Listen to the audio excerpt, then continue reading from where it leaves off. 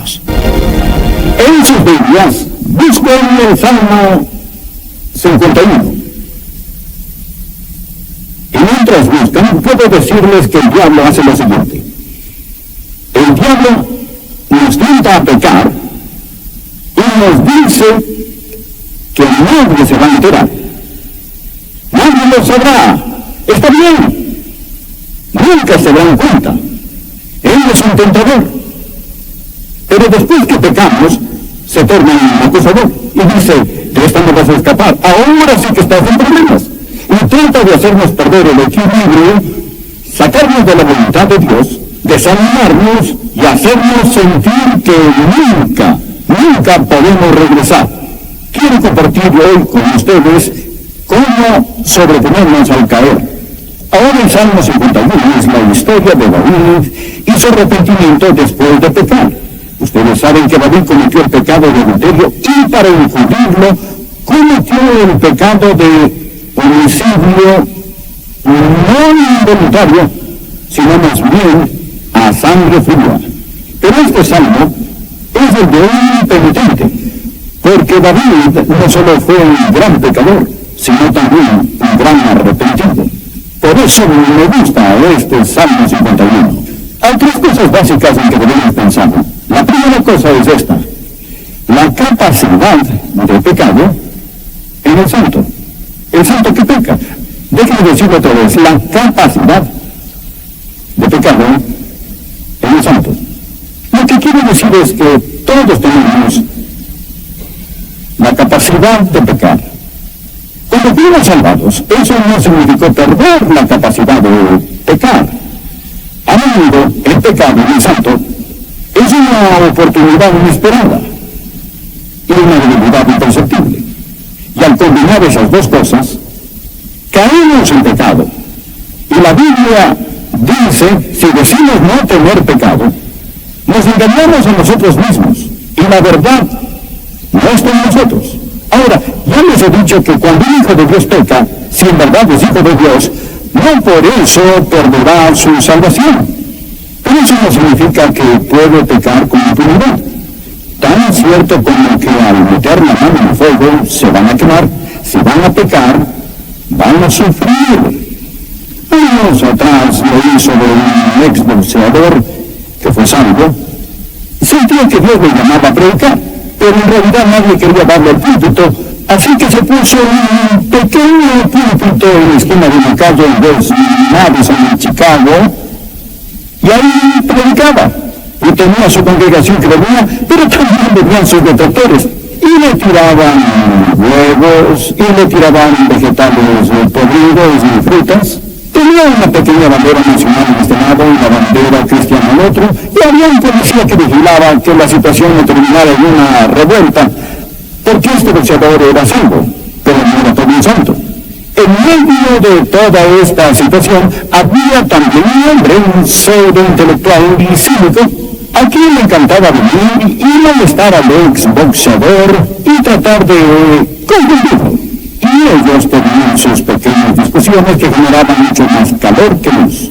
Pero un día este exboxeador, este expugilista estaba listo. Dijo, tú dices que la Biblia no es verdad. Y el otro dijo, así es pura mentira. Le dijo, bueno, si puedo probar que al menos un versículo de la Biblia es verdad, ¿pedirías perdón? El hombre dijo, sí. Dicho eso, el exboxeador saca la mano y agarra la nariz de este hombre tan bruscamente que empieza a salir sangre de la nariz. Luego se enderezó, abrió su Biblia, Proverbios capítulo 30, versículo 33, y leyó, el que recio se suena las narices, sacará sangre. Y dijo, tienes que admitir que es verdad. Quiero que me pidas perdón. Y añadió todo el versículo de él, el que bate la leche sacará mantequilla, y el que recio se suena las narices sacará sangre. Y hoy les quiero decir que tal como se saca mantequilla al batir la leche y sale sangre al maltratar la nariz, si van a pecar, van a sufrir. Que nadie piense que la seguridad eterna del creyente es una oportunidad para estar en pecado. No es así. Si van a pecar, van a sufrir, sea si son salvos o estén perdidos. Ahora, sigamos, no solo hay la capacidad de pecado, sino las consecuencias del pecado. ¿Qué pasa cuando un cristiano peca? Quiero mencionar varias cosas. Vean el Salmo 51. David dice: ten piedad de mí, oh Dios, conforme a tu misericordia, conforme a la multitud de tus piedades, borra mis rebeliones. Lávame más y más de mi maldad y límpiame de mi pecado. La primera cosa que el pecado hace en la vida del cristiano, la primera consecuencia es que mancha el alma. Mancha el alma. David dice: lávame, límpiame. ¿Por qué pidió David eso? Se sentía sucio. No sucio físicamente, era el rey. Se bañaba en su bañera de mármol, dormía sobre sábanas de seda, se vestía como un rey, pero se sentía sucio, hecho un asco, mugriento. ¿Sabe que esa es una forma de saber si son salvos? No si pueden pecar o no, pero su pecado ya se sentir sucio. Es que hay una diferencia entre un hijo de Dios y un hijo del diablo. El hijo del diablo peca y no le molesta. Puede usar el nombre de Dios en vano y al repentirlo dirá: ¿qué dije? ¿O qué hay de malo en eso? No le molesta el pecado. Hay una diferencia entre un hijo de Dios y un hijo de Satanás. Es como un cerdo en el lodo. Y ustedes saben que ningún cerdo se ha sentido sucio. Ningún cerdo ha dicho: ay de mí que estoy sucio. Una oveja que cae en el lodo quiere salir. Pero el cerdo se queda ahí porque es su naturaleza. No se siente sucio. La diferencia entre un hijo de Dios y un hijo del diablo es esta. Cuando el hijo de Dios cae en pecado, lo detesta. El hijo del diablo corre al pecado y le encanta. David pecó, pero se sentía sucio, mugriento. Dijo: oh Dios, lávame, límpiame. Acérquense, les quiero decir algo. Si pueden pecar, y ese pecado no les moleste en nada, dudo que jamás han sido salvos. Dudo que tengan el Espíritu Santo viviendo en ustedes. Esa es la primera consecuencia. La segunda cosa que hace el pecado no solo mancha el alma, sino que satura la mente. Fíjense el versículo 3. Porque yo reconozco mis rebeliones, y mi pecado está siempre delante de mí. Siempre delante de mí. Noche y día, día y noche. Lo que David hizo resonar en su alma y en toda su conciencia. No podía olvidarlo. Estaba ahí. Es una marca indeleble. Es una herida en su alma. Satura su mente. Y si pueden pecar y olvidar ese pecado, dudo que jamás han sido salvos. Porque el Espíritu Santo les va a recordar de ese pecado. David dice: mi pecado está siempre delante de mí. ¿Significa, Pastor Rogers, que si peco las 24 horas estaré pensando en eso? Quizá no conscientemente, pero sí subconscientemente. Si no lo deja entrar por la puerta, dará vuelta a la casa y entrará por la ventana. Y lo verá como una jaqueca. Y lo verá al no poder concentrarse. Lo verá como un humor insoportable. Lo verá al no poder orar. Lo va a ver en otras formas. No digo que si tienen jaqueca es porque han pecado, pero hay gente que la tiene porque sí han pecado. Su pecado está delante de ellos. Está ahí. Satura la mente. Hay dos tipos de heridas que puede sufrir el alma humana. Una es culpa y la otra es dolor. Esta semana pasada he tratado con gente que está en dolor. Anoche estuve hablando con una amada hermana de nuestra iglesia, cuyo esposo murió y fue al cielo. Su corazón está herido por el dolor, pero no por la culpa.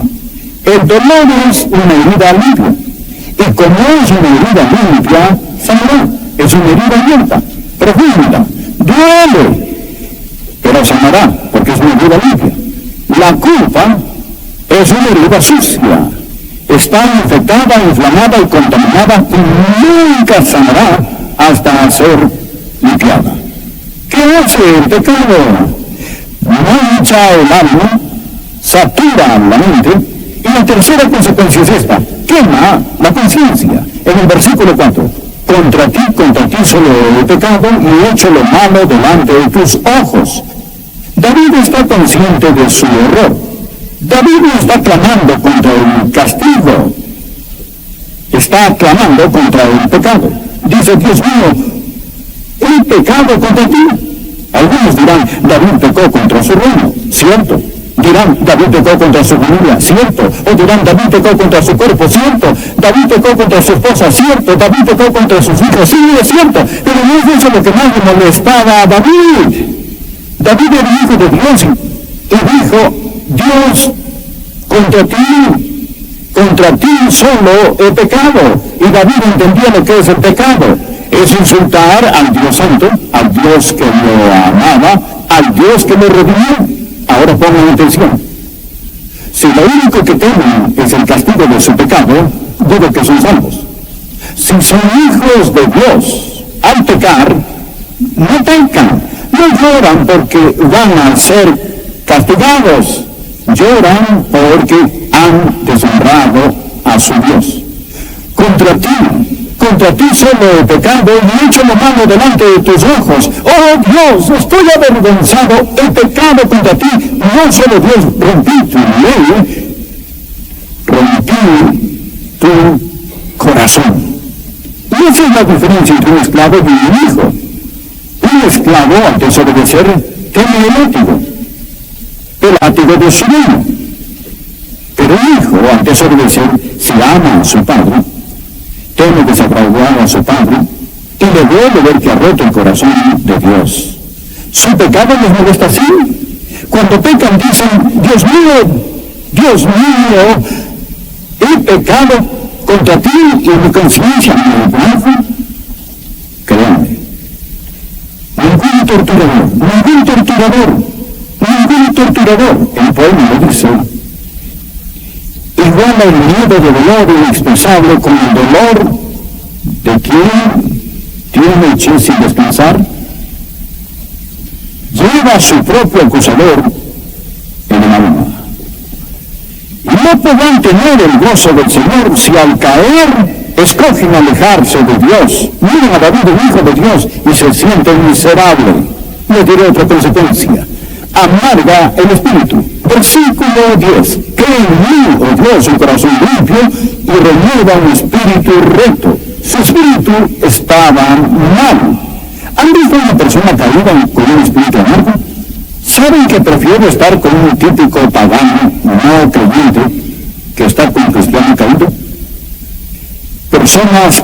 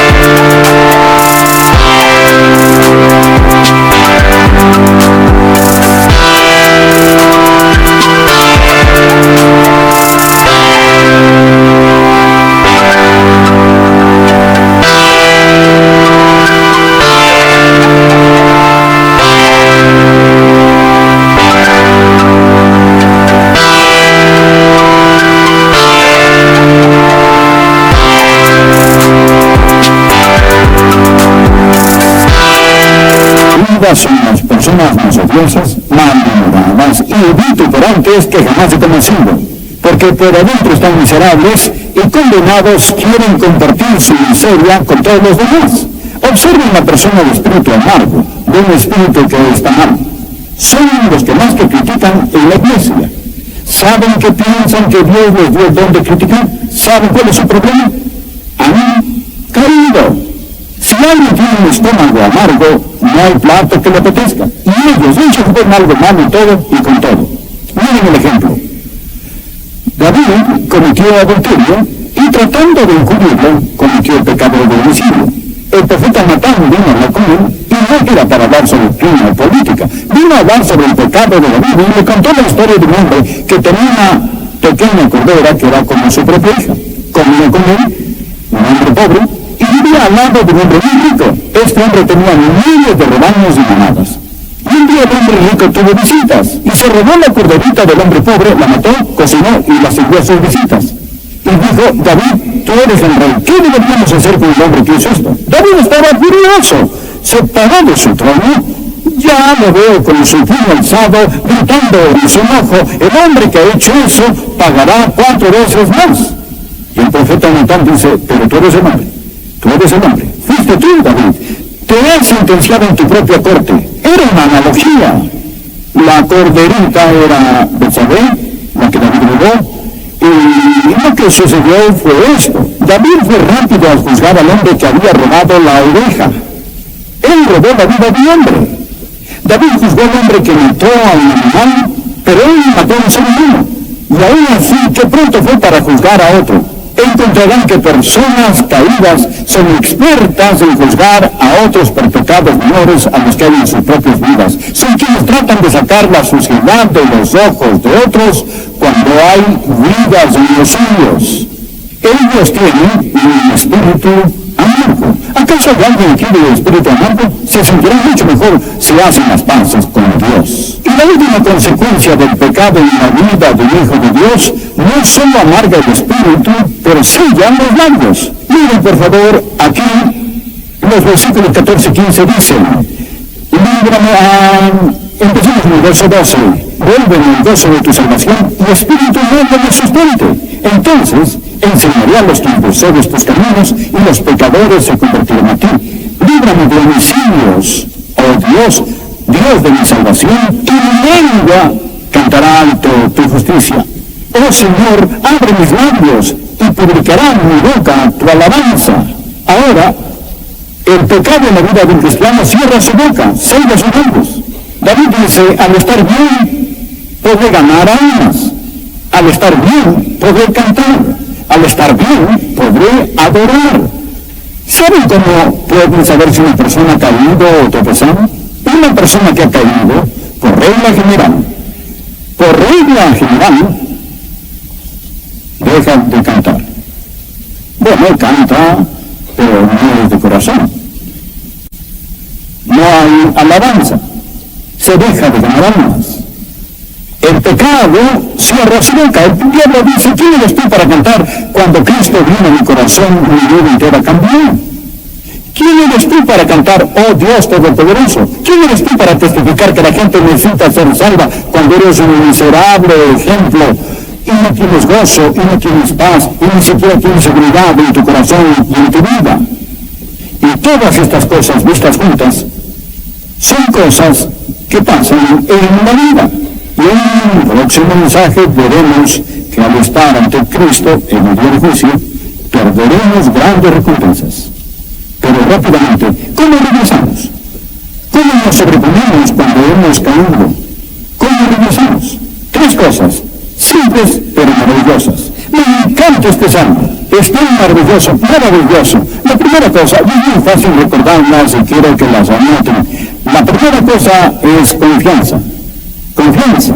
Tienen que confiar que Dios los ama aún. Ven la oración de David, versículo 1. Ten piedad de mí, oh Dios, conforme a tu misericordia. Conforme a la multitud de tus piedades, borra mis rebeliones. David confiaba en su Dios.